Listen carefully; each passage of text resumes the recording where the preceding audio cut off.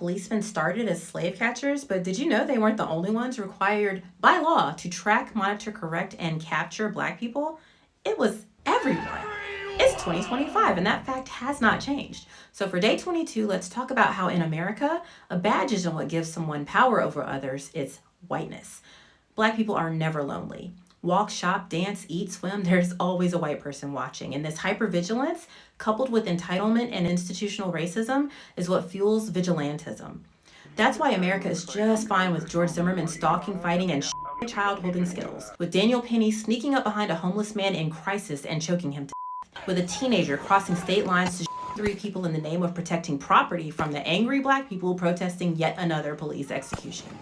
They claim that they're perpetually afraid of us. But Gregory, Travis, and Roddy didn't look scared when they hunted down Ahmaud Arbery for, let me check my notes, jogging. Michelle Bishop didn't look scared when she told DeMichael Jenkins that she didn't believe he lived in his own home before running away yelling for help. White people didn't seem scared of taking all the government handouts they're the biggest beneficiaries of before voting for Trump because they were afraid that a Black person was getting a larger piece of the pie than them. Fear is just a cover.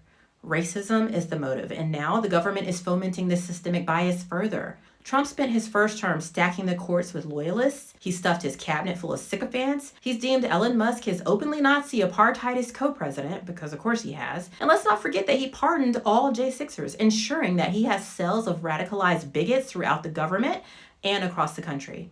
Why do you think that he specifically demonized DEI, rolled back civil rights protections, and paved the way for resegregation?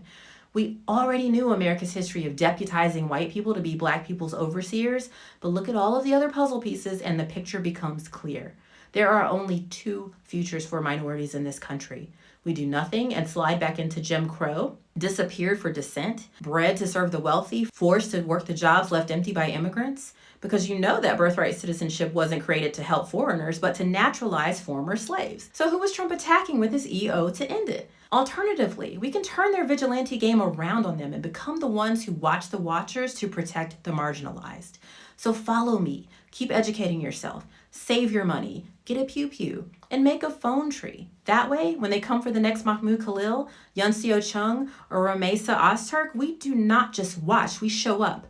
20 deep in minutes, streaming, questioning, blocking, documenting so that they know we see them.